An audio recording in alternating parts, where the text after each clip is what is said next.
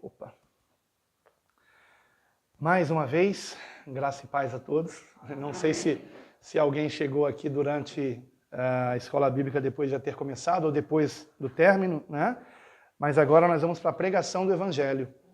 E então vamos abrir as nossas Bíblias no Evangelho segundo João, capítulo 16. E vamos fazer o seguinte, antes de entrar na palavra, queria que a minha esposa desse uma palavra aqui, hein? Porque não sei se depois haverá essa oportunidade, né? Então, vem, meu, uma saudação para a igreja.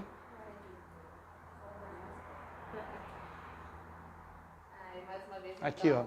Senão você não aparece ali, não. Do meu lado. Estou com Covid, não. Pode ficar em paz. Mais uma vez, então, amados, graça e paz, Senhor Jesus, esteja sobre vossas vidas. Amém. Para nós, já falamos isso várias vezes, né? Desde que nos encontramos com os primeiros irmãos que nós foram nos receber, na verdade. Mas para nós é sempre uma alegria muito grande estar com vocês, né? Com a parte da família espiritual, família em Cristo, que nós amamos muito. Amém. E sentimos Glória saudade, sim, dos irmãos quando estamos longe.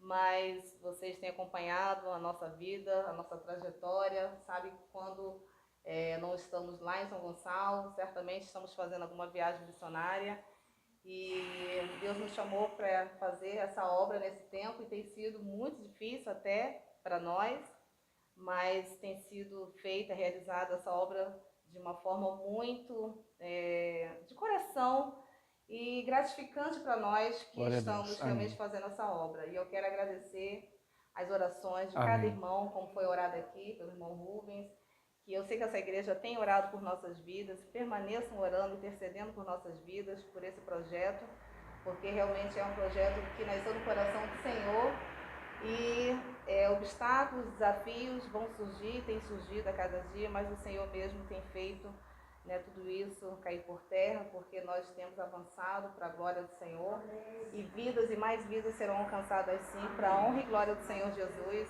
Muito obrigada, irmãos, que Deus os abençoe grandemente em nome de Jesus. Amém. Amém. Glória a Deus, amém, glória a Deus. Só mais. Graças a Deus. Então, queridos irmãos, vamos abrir a palavra de Deus em João, capítulo 16.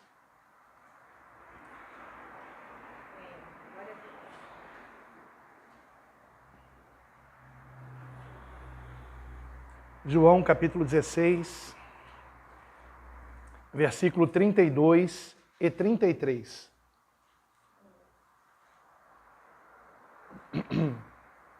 João 16, versículos 32 e 33. Antes da leitura, eu gostaria de fazer uma oração. Amado Deus, nosso querido Pai, rogamos a Ti, Senhor, que nesse momento tão solene, tão importante, da meditação na Tua Palavra, por graça e misericórdia, o Teu Santo Espírito venha abrir o nosso entendimento, para que compreendamos a Tua vontade, e que a Tua Palavra em nós, implantada, ela venha dar muito fruto que glorifique o Teu nome. Que não venhamos esquecer dos Teus ensinamentos, mas que venhamos colocá-los em prática, Senhor, e que o Teu nome seja glorificado, ó Pai, através das nossas vidas. Esse é o propósito da nossa existência. Vivemos para a Tua glória. Senhor, fala conosco. Queremos ouvir a Tua voz. Senhor, eu venho aqui diminuir para que o Senhor cresça. De mim mesmo, Senhor, nada tenho a oferecer. Então eu rogo que esse vaso de barro seja usado pelo Teu Espírito Santo, na unção do Teu Espírito para a Tua glória, e que, Senhor, a Tua voz seja ouvida aqui. Ó Senhor, que eu desapareça e o Senhor prevaleça aqui. E toda a glória seja dada a Ti. E toda oposição maligna seja repreendida em nome do Senhor Jesus Cristo. Nada e ninguém atrapalhe a pregação da Tua palavra. Que não venhamos nos distrair e que não venhamos ser motivo de distração para os nossos irmãos. Antes, em nome de Jesus, que estejamos todos atentos, ouvindo não a voz do homem, mas a Tua voz, usando um vaso de barro para a Tua glória. Essa é a nossa oração a Ti. Fala conosco, Pai. Guia-nos, Senhor, na Tua palavra, para a Tua glória, Em nome do Senhor Jesus, oramos e agradecemos. Amém. E graças a Deus. Evangelho segundo João, capítulo 16, versículo 32. Eis que chega a hora, e já se aproxima, em que vós sereis dispersos, cada um para a sua parte, e me deixareis só. Mas não estou só, porque o Pai está comigo. Tenho-vos dito isto, para que em mim tenhais paz. No mundo tereis aflições, mas tende bom ânimo, eu venci o mundo. Amém. Somente até aqui, os irmãos podem sentar-se, por favor. Glórias ao nosso Deus. Queridos irmãos, é muito comum que aconteça de novos convertidos, principalmente, não entenderem por que, depois de terem entregue suas vidas a Jesus como único Senhor e Salvador, estejam passando por perseguições e situações difíceis que antes da conversão não estavam enfrentando. E principalmente, amados, quando nós estamos envolvidos na obra de Deus, quando estamos pregando realmente o Evangelho, quando estamos ensinando a palavra de Deus, quando estamos buscando uma vida na presença do Senhor, essas perseguições aumentam, essas aflições que são consequências de situações estranhas nas quais nos encontramos e que nitidamente são um levante maligno contra as nossas vidas. É muito comum que isso seja ainda mais intenso quando nós estamos envolvidos na obra de Deus. E por que isso acontece? Porque não podemos nos esquecer, amados, que o mundo, como nos diz a palavra, o mundo jaz no maligno. O mundo está condenado.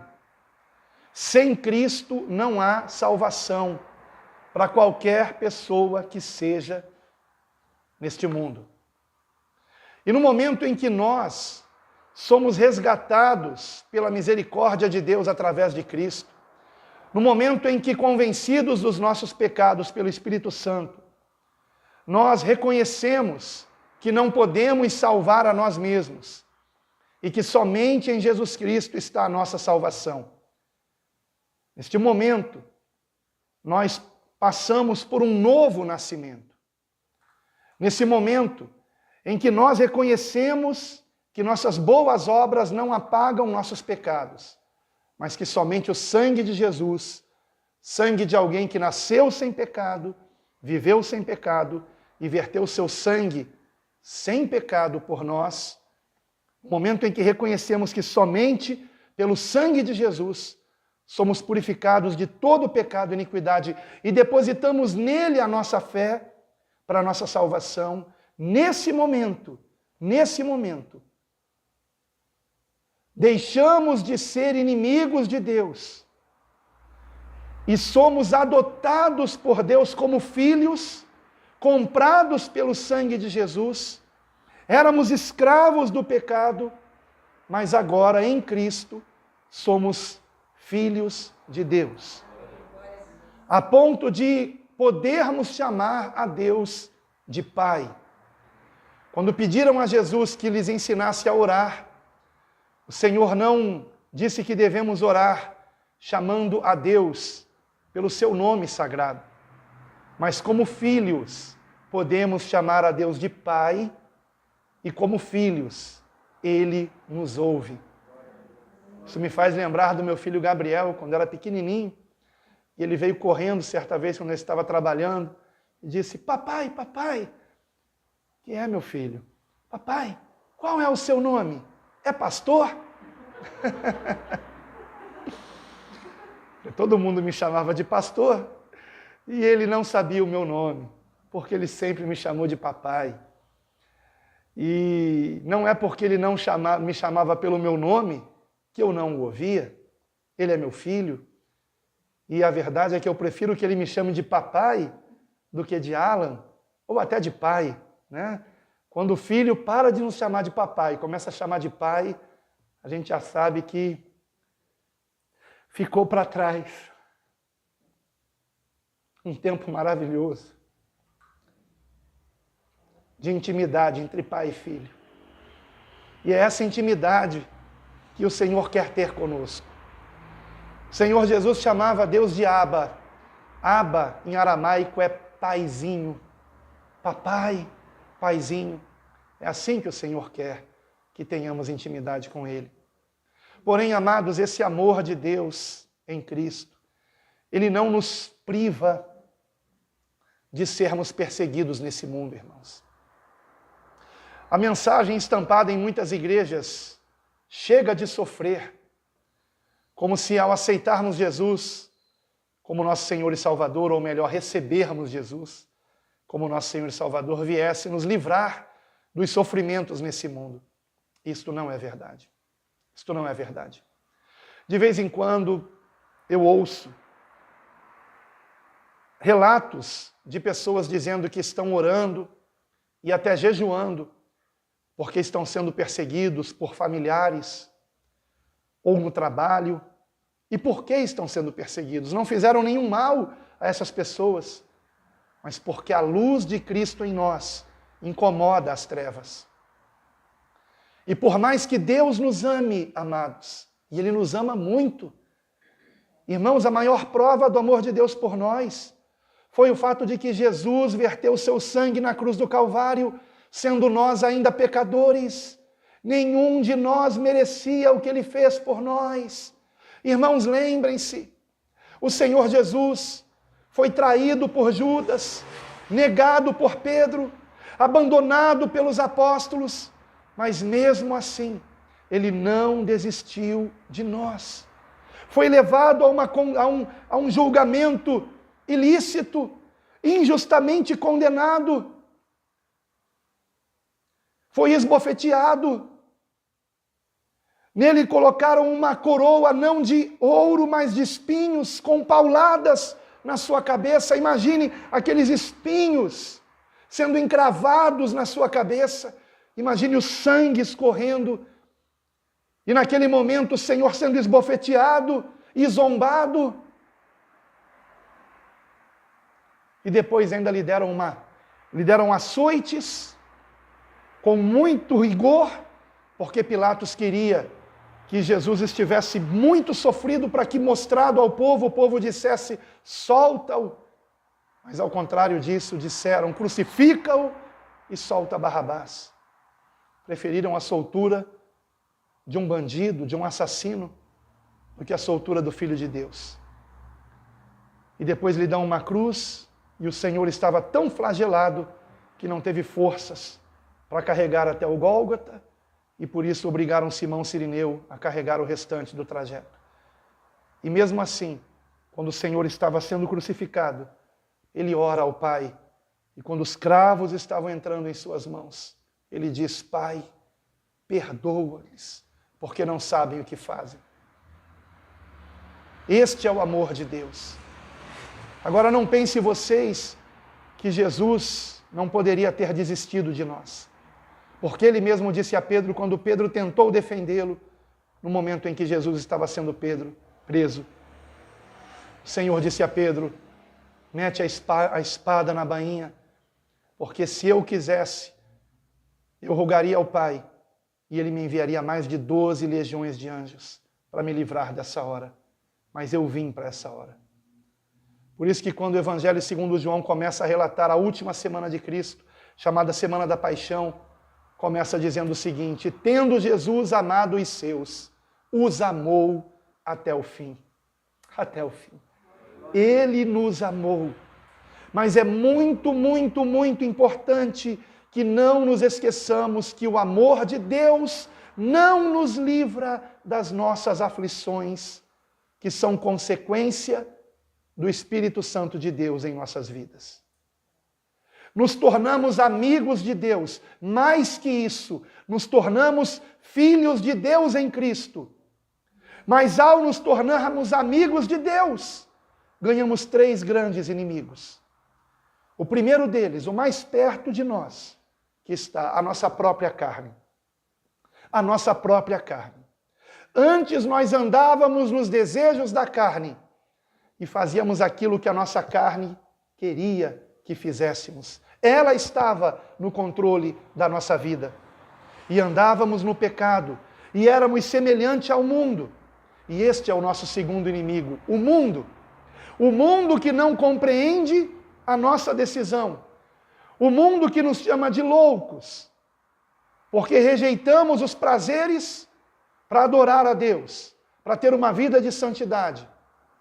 E finalmente, o terceiro e grande inimigo, o próprio Satanás e sua legião de demônios. 3 grandes inimigos quando nos tornamos filhos e amigos de Deus. Mas é preferível ser inimigo de Satanás do que ser inimigo de Deus. Satanás é uma criatura caída. Deus é o Criador, o soberano. E não há nada que o inimigo possa fazer sem a permissão de Deus. Se o mal ainda está nesse mundo, é permissão de Deus por um propósito. E Satanás, sabendo que pouco tempo lhe resta, está com fúria, se levantando contra um remanescente fiel, que insiste em amar o Senhor e em guardar a sua palavra, mesmo nesse mundo de trevas cada vez mais densas. Insistimos em andar em santidade, insistimos em amar o nosso semelhante, mesmo que ele nos ofenda, mesmo que ele nos persiga, oramos para que se convertam a Cristo, porque compreendemos que Jesus não morreu apenas por mim ou por você, mas morreu também por aqueles que nos perseguem. E por isso somos chamados de loucos, porque não pagamos o mal com o mal, não nos vingamos daqueles que nos maltratam, antes oramos por eles, e se tivermos oportunidade, lhes faremos o bem, para que eles vejam a diferença que há entre o mundo e nós que temos a Cristo como Senhor e Salvador. No entanto, irmãos, esse amor de Deus não nos livra de sermos perseguidos por aqueles que estão nas trevas. Não nos livra de sermos, inclusive, levados até a prisão e, quem sabe, a morte, injustamente, como o próprio Senhor Jesus foi. Não somos melhores que Ele. O próprio Senhor Jesus nos advertiu que se chamaram ao pai de família de Beelzebu, quanto ao mais aos seus servos. Ele não nos enganou, Ele não nos iludiu. No entanto, há algo, irmãos, que eu considero de grande importância nesse texto que nós acabamos de ler. 3 grandes verdades. A primeira delas, que há uma profunda identificação entre nós e o Senhor Jesus Cristo. E que quanto mais nós formos convertidos a Ele, maior é o risco de nós passarmos pela mesma via dolorosa que o Senhor Jesus passou até o Calvário. Esta é a primeira grande verdade que eu quero aqui compartilhar com vocês, encontrada neste texto, a respeito das aflições que sofremos nos últimos dias. Vejam que no versículo 22 o Senhor Jesus declara: eis que chega a hora e já se aproxima em que vós sereis dispersos. Vamos dar uma pausa aqui. Uma grande revelação que o Senhor me deu no ano passado, em que eu já compartilhei em mais de uma pregação, é a de que, como corpo de Cristo que nós somos, tudo que o Senhor Jesus sofreu enquanto homem, nós sofreremos enquanto igreja. A igreja é o corpo de Cristo. O corpo de Cristo foi levado preso, foi açoitado, foi crucificado e morreu, mas ao terceiro dia ressuscitou. Nós, como igreja, também seremos levados a julgamento. e também seremos condenados pelo mundo. Uma grande perseguição se levantará contra a verdadeira igreja do Senhor. E eu não me refiro a placas, eu não me refiro a denominações, eu me refiro a servos fiéis que amam o Senhor, que procuram fazer parte da sua igreja, ou seja, se reunindo com outros irmãos fiéis que também amam o Senhor. Não é a vontade de Deus que fiquemos isolados, não é a vontade de Deus que não venhamos congregar. Agora há pouco eu comentava com o irmão que o problema de nós fazermos apenas culto em casa é que o profeta não tem honra entre os seus familiares. Precisamos congregar. Precisamos que a nossa família faça parte de uma igreja. Que a nossa família esteja fazendo parte de uma congregação onde há irmãos que amam o Senhor e que querem viver na pureza e simplicidade que há em Cristo. Que é o caso desta congregação, por exemplo. Um lugar simples, mas um local onde nós nos sentimos em casa. Porque quando reunidos somos a casa de Deus. A casa de Deus somos nós. O Espírito Santo de Deus habita em nós. E a maior alegria que temos é de estarmos com os nossos irmãos, em quem habita o mesmo Espírito. Estamos na mesma sintonia espiritual. E quando nós estamos em Cristo, e quanto mais nele estamos, quanto mais cheios do Espírito Santo nos encontramos, e é por isso também que temos que congregar, porque todas as vezes que eu vejo na palavra o Espírito ser derramado é na congregação. Sempre na congregação, nunca no isolamento, sempre na congregação. O Salmo 133, inclusive, termina com uma grande bênção, dizendo, ali o Senhor ordena a sua bênção e a vida para sempre. Ali aonde? Onde os irmãos estão em união. O Senhor quer que estejamos unidos. Provérbios capítulo 18, 1, nos dá uma advertência, que aquele que se isola, ele busca o seu próprio interesse. Não há sabedoria nisso. Não é essa a vontade de Deus. Só interessa ao diabo que fiquemos em casa isolados, porque ele sabe que se estivermos juntos, fazemos a obra de Deus, ganhamos almas para Cristo, fazemos a diferença nesse mundo. Mas isolados nos enfraquecemos. Então, queridos irmãos, quanto mais nós somos de fato igreja, corpo de Cristo, maior é o risco que corremos em relação a este mundo. Porém, não temos que fugir disto, e esse é o ponto. Podemos orar, e devemos até orar e jejuar, quando estamos passando por uma perseguição, por uma aflição por causa da nossa fé, mas isto não significa que seremos livres desses problemas. Eu quero, por exemplo, mostrar a vocês numa epístola que foi escrita para a igreja no contexto da perseguição, que é a primeira epístola de Pedro. Hebreus também foi escrito no contexto da perseguição, e é muito importante que meditemos também em toda a epístola aos Hebreus. E 1 Pedro a mesma coisa. E vejam só que interessante. Na primeira epístola de Pedro, no capítulo de número 2,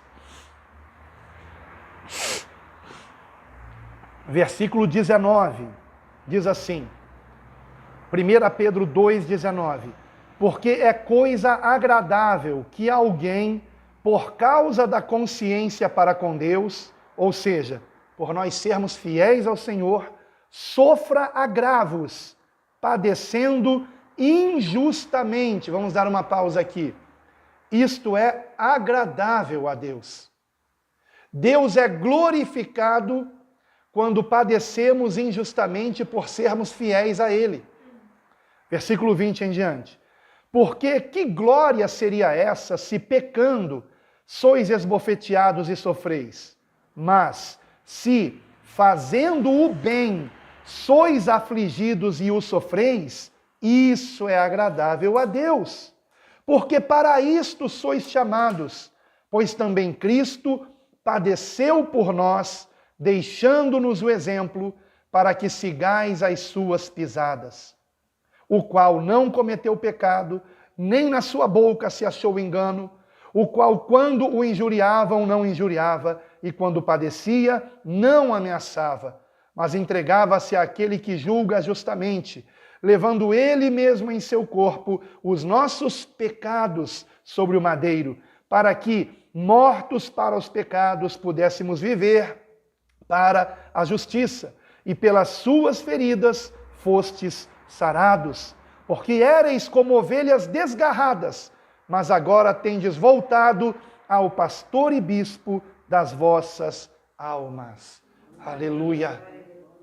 Percebam como o texto é muito claro em nos dizer que o Senhor Jesus levou sobre si na cruz foram os nossos pecados, não as nossas aflições, não o sofrimento que padecemos neste mundo. Eu creio que talvez eu não tenha sido muito claro na explicação sobre o fato de que tudo quanto Jesus padeceu como homem, nós padeceremos como igreja. O que eu quis dizer é que, quando o Senhor Jesus nasceu, ele foi perseguido por Herodes. Mas Herodes não conseguiu matá-lo. Mas quando Jesus foi preso, traído por Judas, ele foi morto. Ele foi preso, condenado injustamente, sofreu açoites, foi crucificado e morreu. E ao terceiro dia ressuscitou. O que eu quero dizer com isso é que assim como a igreja do Senhor começou os seus dias sobre a terra, e assim como Jesus menino foi perseguido por Herodes, mas teve livramento, da mesma forma a igreja sobre a terra começou com perseguição. Vocês sabem, 10 imperadores romanos perseguiram a igreja e não conseguiu prevalecer contra ela. Mas no fim da história da igreja sobre a terra, haverá uma grande perseguição. E muitos de nós, por não negarmos o Senhor, seremos presos. Muitos de nós, por não negarmos o Senhor, podemos até ser mortos. Alguns de nós, se formos fiéis a Cristo, poderemos conseguir escapar dessa perseguição e ficarmos vivos até o arrebatamento, eu creio. Mas eu preciso alertar a cada um de vocês que não estranhem quando a perseguição começar, que não estranhem quando nós cristãos formos acusados de sermos a peste desse mundo e de quererem nos exterminar desse mundo,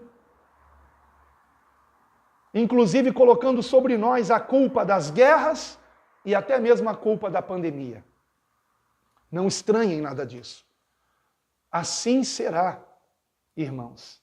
A igreja do Senhor começou sua história na terra debaixo de perseguição.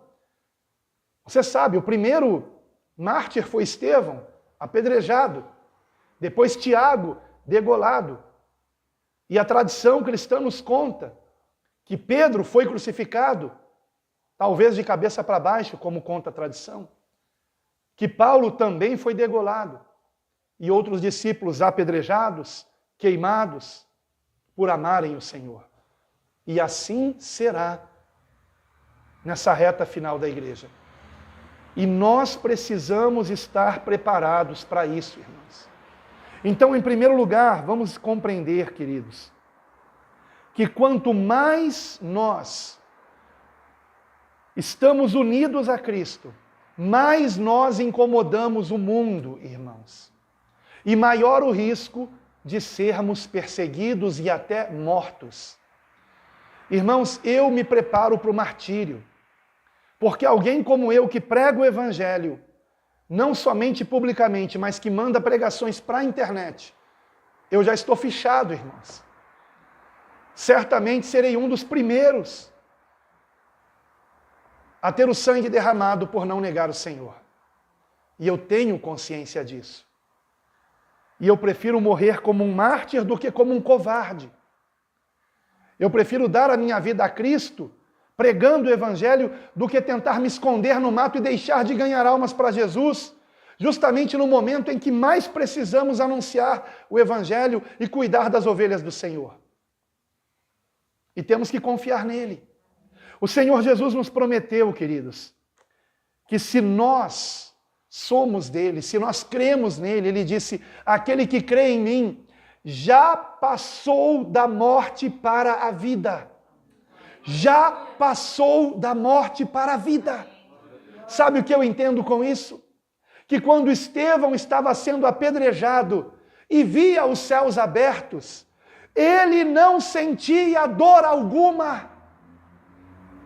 Ele não estava ali com um rosto de dor, de sofrimento, porque eu não consigo imaginar um discípulo de Cristo vendo os céus abertos e o Filho de Deus à destra do Pai de pé, honrando a sua partida rumo à glória de Estevão, honrando a sua morte. Eu não consigo imaginar Estevão sem ter um sorriso, sem estar regozijando-se daquela visão maravilhosa, o Senhor o recebendo na glória, o seu corpo físico perecendo, mas o seu espírito indo ao encontro do Senhor nos ares. E da mesma forma, irmãos, eu sei que assim será conosco.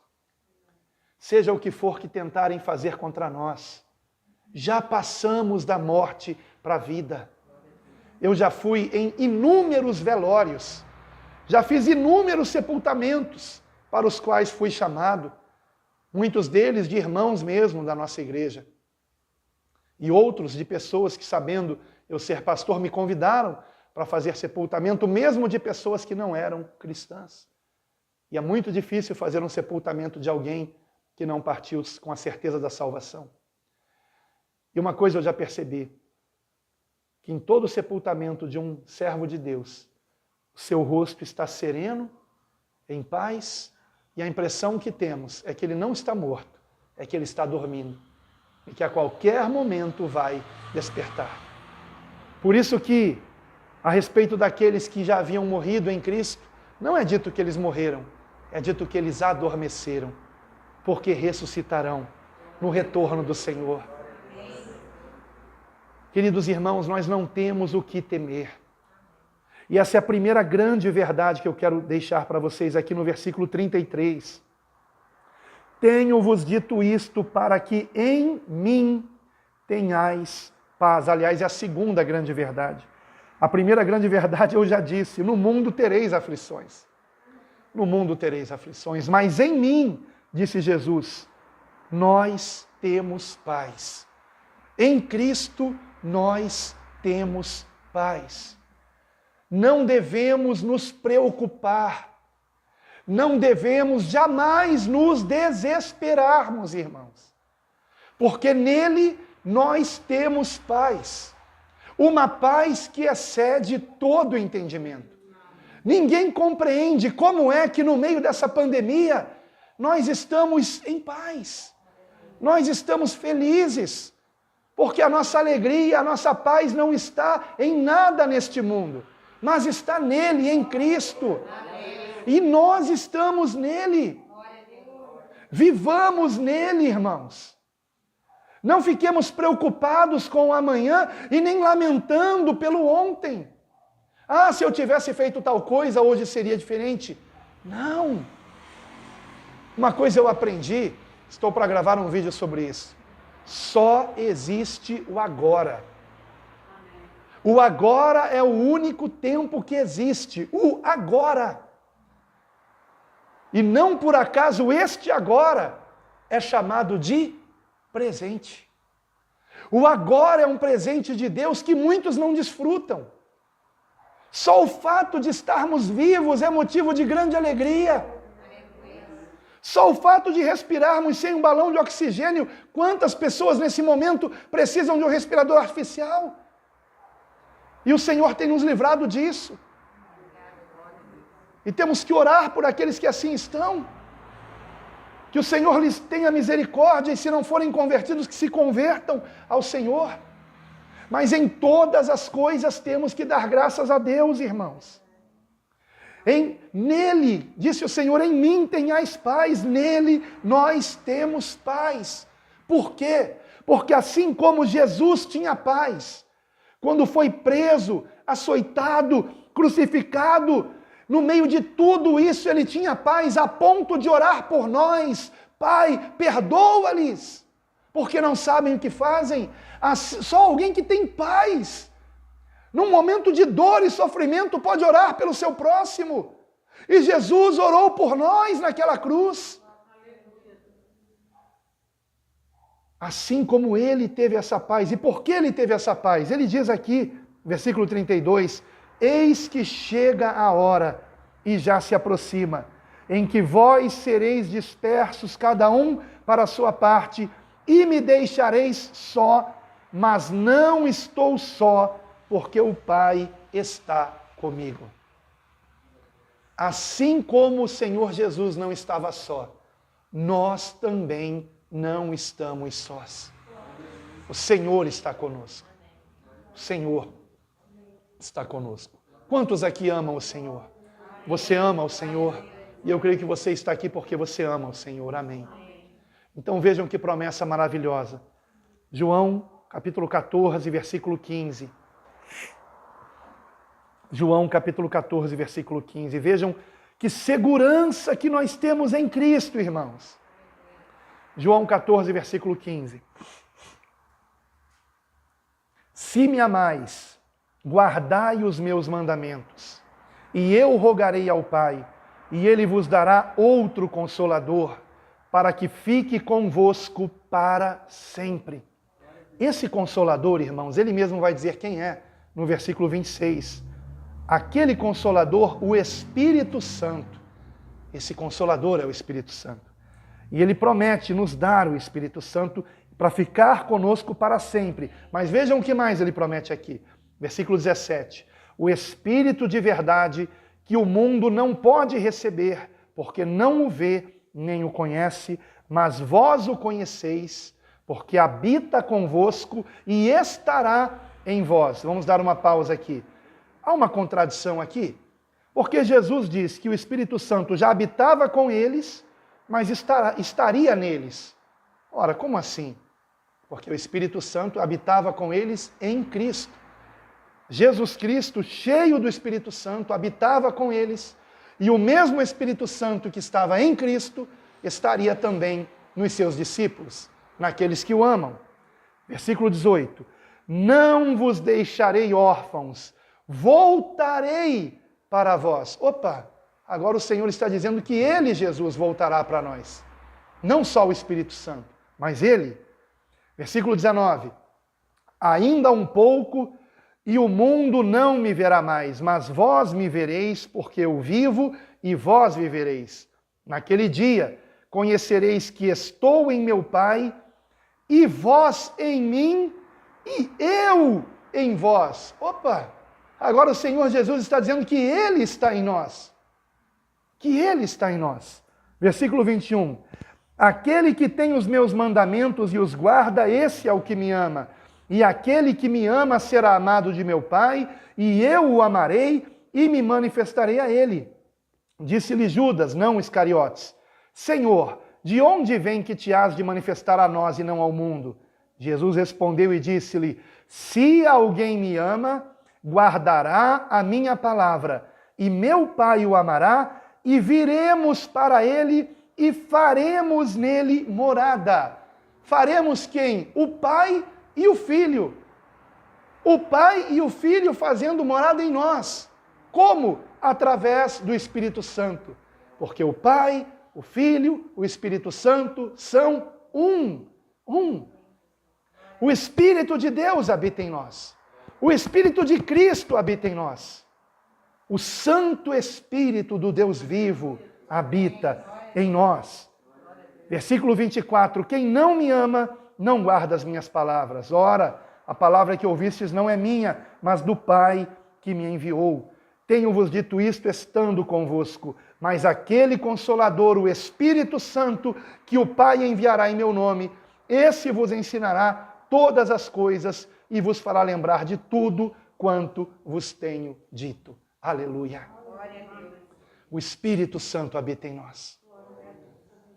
Não temos por que nos desesperarmos.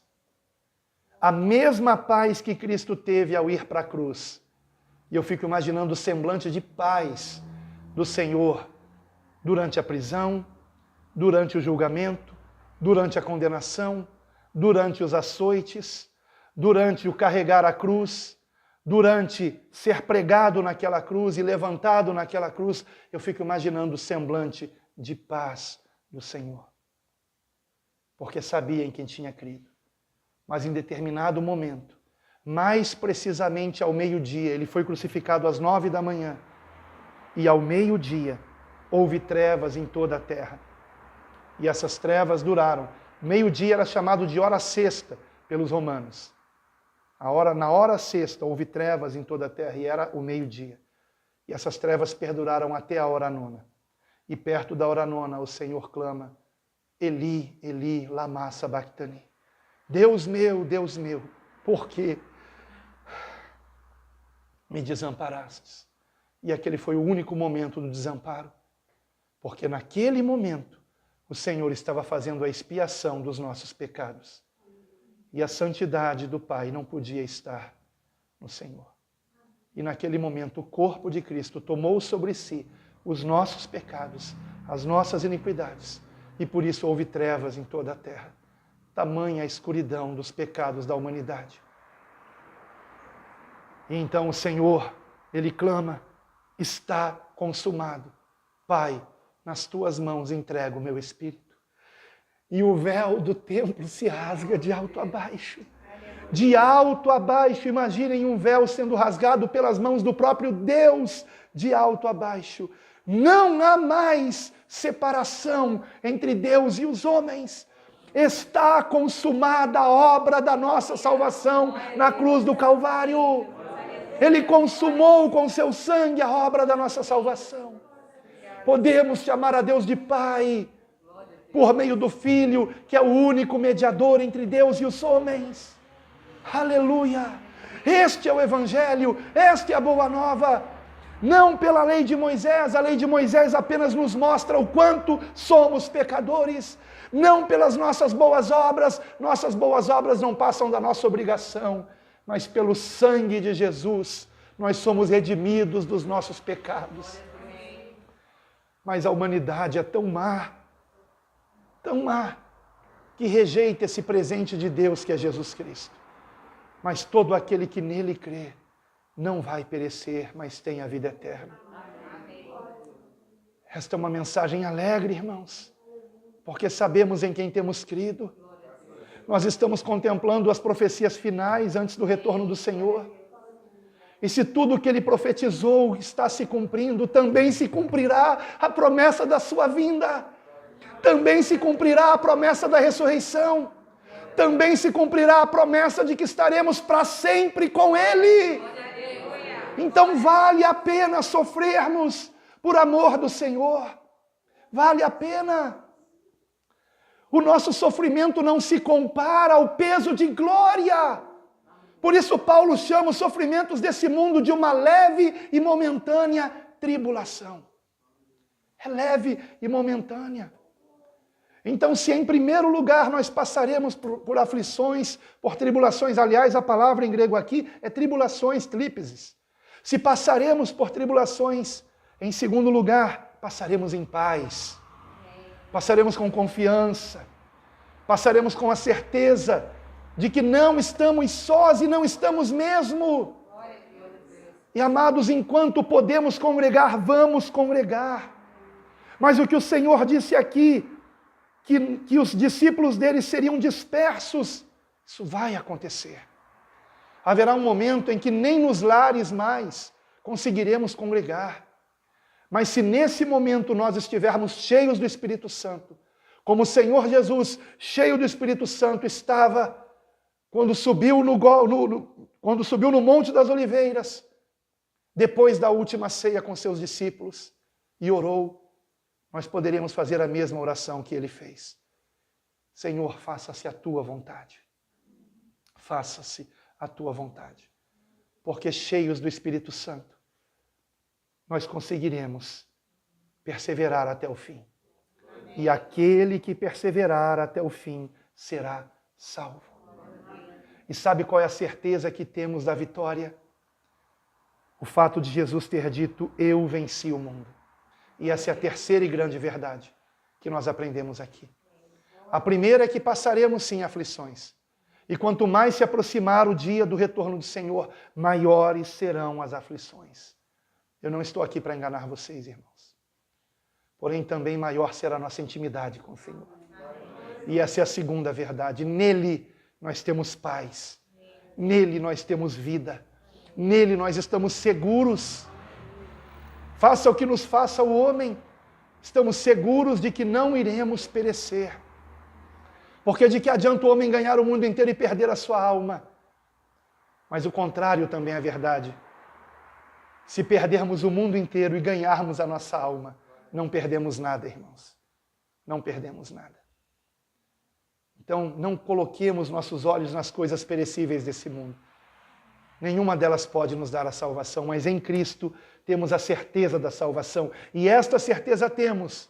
E a terceira e última e grande verdade aqui, no final do versículo 36, quando o Senhor Jesus declara, tende bom ânimo, eu venci o mundo. Eu venci o mundo. Eu gostaria de chamar a sua atenção para um fato muito interessante.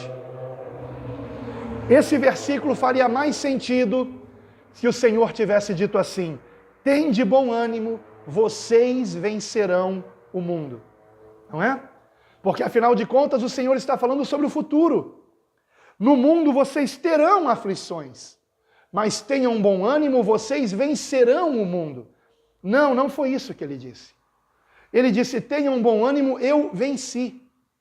O mundo já foi vencido por ele. Então por que isso deveria nos alegrar? Porque o sentido aqui é que nós nos alegremos no meio das aflições, mas não porque nós venceremos as aflições, mas porque Ele, Cristo, venceu o mundo. Por que eu deveria me alegrar com esse fato de Jesus ter vencido o mundo? Ora, porque se Jesus venceu o mundo já foi vencido pelo Senhor. Se Ele venceu o mundo, se Ele venceu o pecado, se Ele venceu a morte, se Ele venceu Satanás, e nós estamos nele, então nele temos a certeza da vitória, irmãos. A certeza. Por isso Paulo declara em Romanos 8:37 que somos mais que vencedores. Por que mais que vencedores? Porque um vencedor, ele precisa aguardar o final da prova para saber se venceu. Mas em Cristo, que já venceu, somos mais que vencedores. Nós somos corredores de uma prova na qual nós não temos apenas a possibilidade da vitória, nós temos a certeza da vitória em Cristo. Ele já venceu, Ele já ressuscitou. Louvado seja Deus! Não há impossíveis para Ele. Todo o poder lhe foi dado no céu e na terra. Satanás e seus demônios temem o seu nome.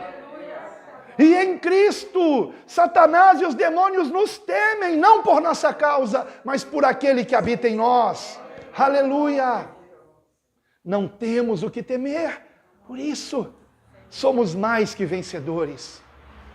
Não tenham medo da morte, não tenham medo de enfermidades. Eu não estou dizendo que temos que ser relapsos, não estou dizendo que não temos que andar com prudência, mas estou dizendo que aconteça o que acontecer, lembre-se, o Senhor está conosco. Ele está com você.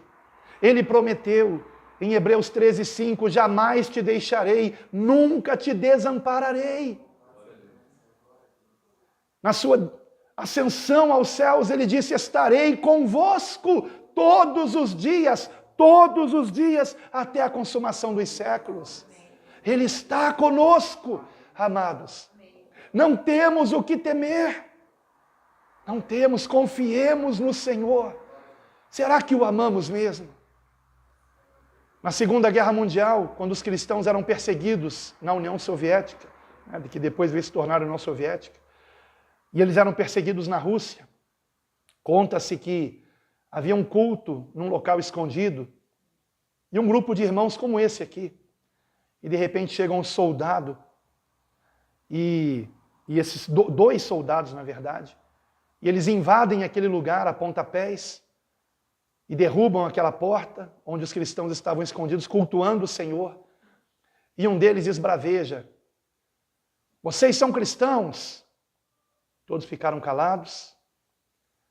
Tem uma Bíblia aí, vocês são cristãos, não são? Quem é cristão, continue aqui. Quem não é cristão, quem nega Jesus, saia daqui correndo agora. E metade daquele grupo saiu, correndo. E os restantes ficaram. Então vocês são cristãos? E eles disseram: sim, nós somos de Cristo. Vocês amam Jesus? Nós amamos Jesus. Fecha a porta. Aí a porta foi fechada novamente. Agora podemos adorar a Deus. Nós também somos cristãos, embora sejamos soldados, mas só queríamos adorar a Deus com verdadeiros cristãos e não com os falsos. Quando a perseguição começa, muitos debandam, irmãos. Essa história é real, essa história é verídica. Claro que eu não contei com os pormenores, né, que ela é contada, mas inclusive os adolescentes da nossa igreja fizeram uma pequena enquete gravada em vídeo, contando essa história, e depois eu pedi o pastor para colocar no grupo, né, da igreja. Vocês têm grupo no Telegram também? Não, só no WhatsApp, né? No WhatsApp, para os irmãos verem essa história. História verídica, aconteceu mesmo. E assim é, irmãos. Quantos no momento da perseguição debandam, batem em retirada? Mas por que fazem isso? Porque se esquecem que Jesus está com eles. Porque se esquecem que aqueles que negarem o Senhor serão negados pelo Senhor na sua vinda.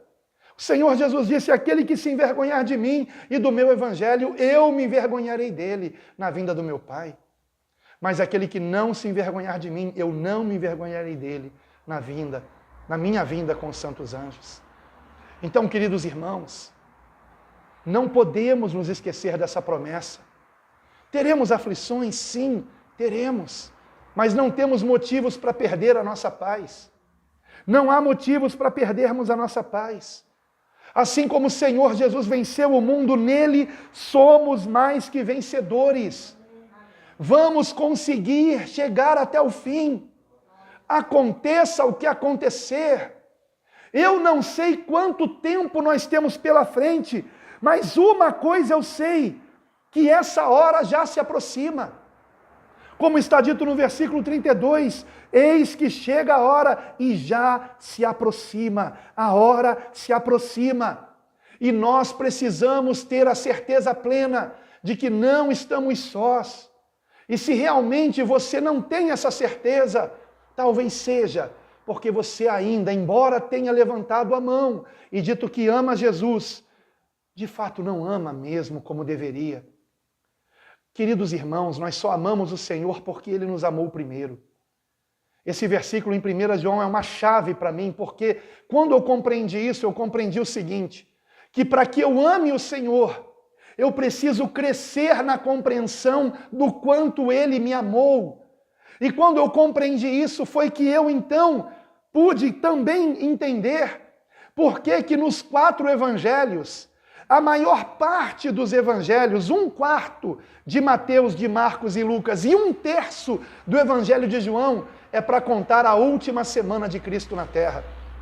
Por que os evangelhos dão tanta ênfase para a última semana de Cristo, quando Jesus entra em Jerusalém, sabendo que ele estava entrando em Jerusalém para ser crucificado? Por que os evangelhos nos dão essa ênfase? E quando ele entra em Jerusalém, ele é questionado pelos escribas, pelos fariseus, pelos saduceus que queriam apanhá-lo em alguma coisa que ele dissesse. Vocês se lembram? Em relação aos impostos, devemos ou não pagar impostos? E Jesus então pede uma moeda, me deem uma moeda. De quem é essa imagem na moeda? É de César. Ah, então deem a César o que é de César e a Deus o que é de Deus. Então queriam pegar Jesus. Se ele dissesse que era para pagar os impostos, então ele seria preso como traidor dos judeus. Se ele dissesse que não era para pagar os impostos, ele seria preso como traidor do Império Romano.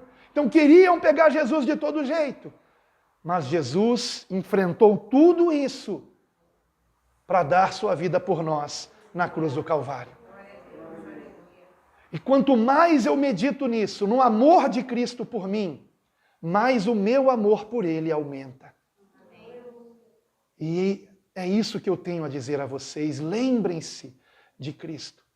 E é por isso que o Senhor instituiu a ceia, o momento em que os seus discípulos se lembram do seu corpo ter sofrido por nós na cruz e do seu sangue ter sido vertido por nós para o perdão, para a remissão dos nossos pecados. A ceia do Senhor não é uma confraternização, como alguns andam dizendo aí. Que qualquer confraternização entre cristãos é a ceia do Senhor. Não, irmãos. Na ceia nós temos que erguer o pão em memória do Senhor e temos que beber o cálice em memória do Senhor. Qual é o significado da ceia? Todos nós comendo do mesmo pão, o que significa que fazemos parte do mesmo corpo, o corpo de Cristo. E ao comermos o pão, a respeito do qual Jesus disse, isto é o meu corpo, nós estamos com isso querendo dizer que desejamos que Cristo viva em nós. Que Cristo vive em nós. Mas o corpo de Cristo não é o pão. Ele apenas representa o pão. O pão, o corpo de Cristo é a igreja. Somos nós. Por isso não podemos participar da ceia se nós estivermos em desavença com nossos irmãos. Nós precisamos entender que Cristo Jesus morreu por cada um de nós. E como posso eu não perdoar alguém por quem Cristo morreu, irmãos? Como posso eu ousar não perdoar o meu irmão? E alguns aboliram a ceia de suas igrejas porque dizem que há muita hipocrisia na hora da ceia. Um irmão que não fala contra o irmão, trocando o cálice contra o irmão. Infelizmente, existe isso. Existem pessoas que participam da ceia, mas que ainda não fazem realmente parte do corpo. Mas não é porque há hipócritas no meio de uma igreja, não estou dizendo que seja o caso aqui, mas não é porque há hipócritas que temos que abolir a ceia. Porque Judas também estava lá sentado com os demais discípulos. Então a ceia tem sim que ser realizada até que ele venha, como nos diz a palavra. Até o retorno de Cristo, temos que nos lembrar do grande amor de Deus em Cristo. E alguns dizem, só se faz uma coisa em memória de um morto, Jesus está vivo. Eu sei, mas não podemos esquecer que ele morreu por nós. E nós estamos fazendo em memória não só da sua morte, mas também da sua ressurreição. Nós não lembramos apenas da morte, lembramos principalmente da vida. E de que em Cristo temos vida. E nessa manhã nós vamos participar da mesa do Senhor. E todos aqueles que são de Cristo são convidados a participar da mesa do Senhor. No nosso ministério nós orientamos que os que não são ainda batizados nas águas, que procurem o batismo o mais rápido possível.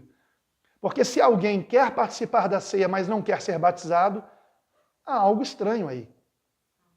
Porque tanto o batismo quanto a ceia são para aqueles que estão unidos ao Senhor. Então, por que você quer participar da ceia, mas não quer ser batizado?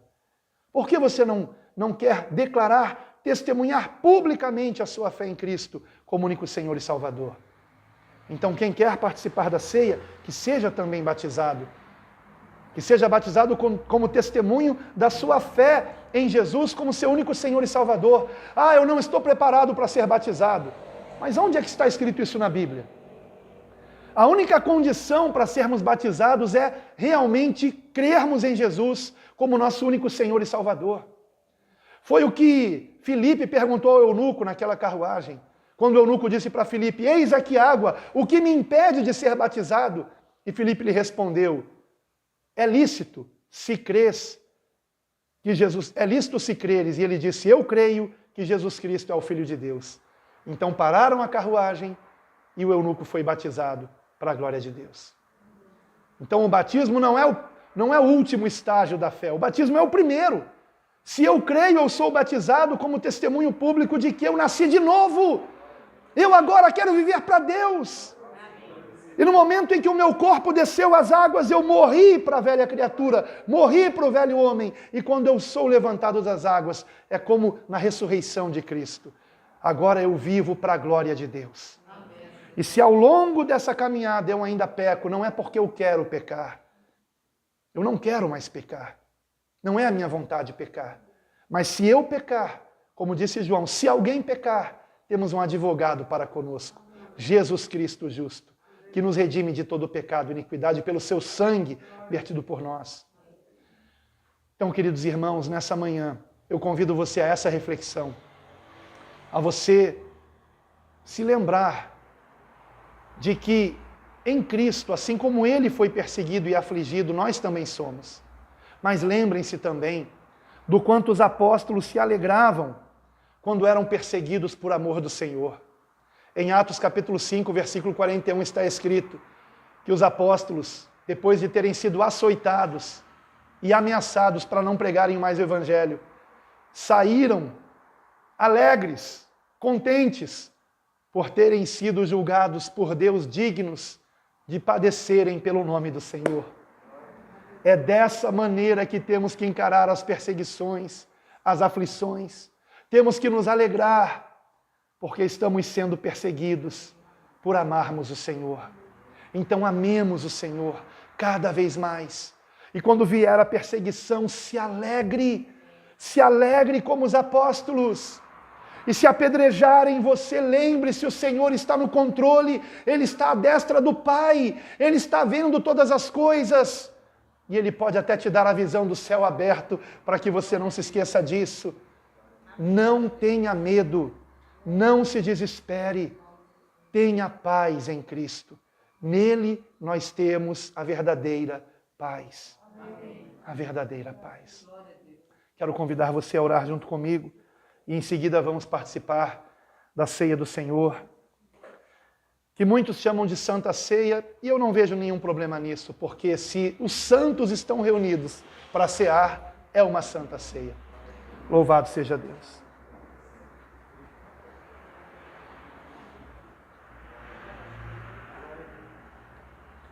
Amado Deus, nosso querido Pai, somos gratos a Ti, Senhor, pela oportunidade de meditarmos na Tua Palavra. Obrigado porque o Teu Santo Espírito nos lembra o quanto o Senhor nos ama, o quanto nós estamos seguros em Ti, por meio da fé em Cristo. Ah, Senhor, e nós ficamos constrangidos com tão grande amor, Senhor. O Teu grande amor por nós nos leva a querermos viver em santidade, porque queremos Te agradar. Não queremos, ó Senhor, andar no pecado, porque sabemos que por causa dos pecados é que o Senhor teve que sofrer por nós na cruz.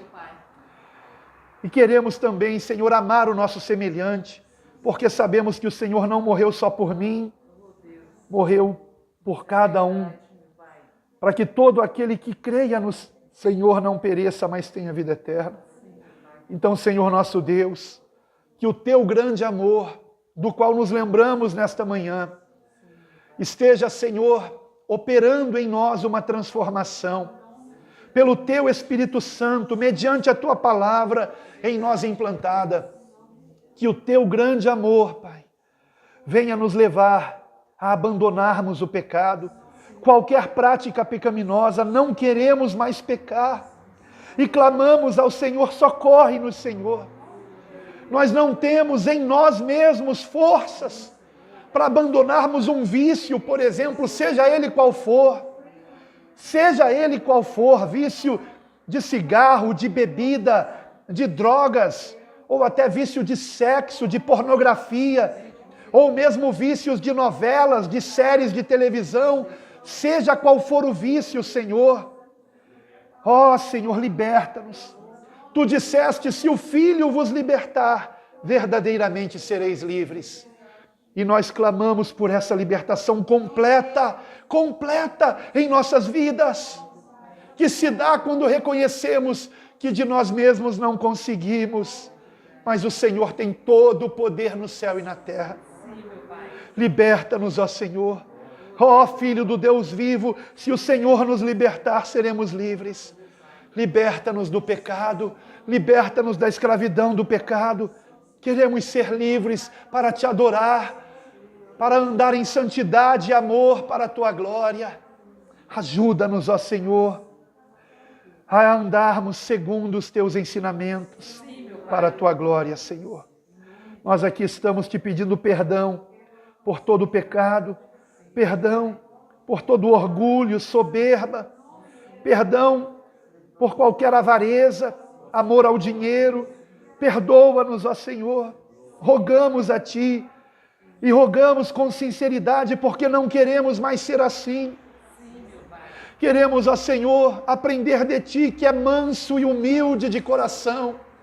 Queremos, ó Pai, o fruto do Espírito em nós.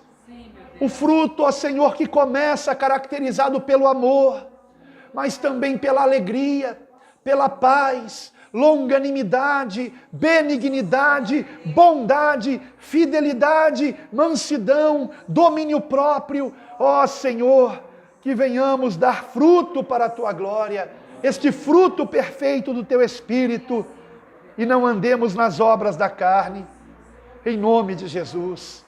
Ó Senhor, que dos nossos lábios saiam apenas palavras que venham edificar vidas, mas não palavras que venham, Senhor, trazer contendas, discórdias, desavenças, mas palavras de paz, de vida, de fé para a Tua glória, em nome de Jesus. Senhor, assim nós oramos a Ti. E aqui, Senhor, estamos também para nos lembrar do que o Senhor fez por nós. Em cumprimento da Sua ordenança, fazei isto em memória de mim. Queremos, semelhante à última ceia do Senhor com os apóstolos, queremos aqui, Senhor, nos lembrarmos do quanto o Senhor sofreu por nós e do Teu sangue vertido pela remissão dos nossos pecados.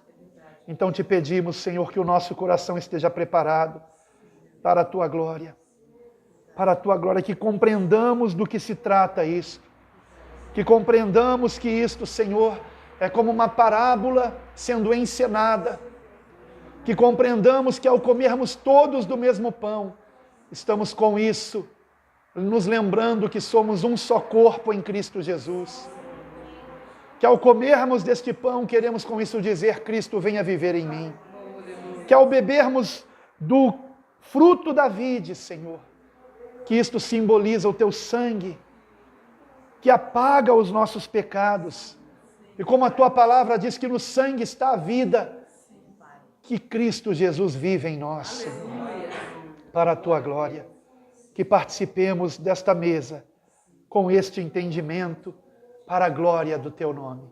Nós assim oramos, e eu Te peço, Pai, que sejam abençoados esses elementos para a Tua glória. Que para a Tua glória, Senhor, seja abençoado o pão,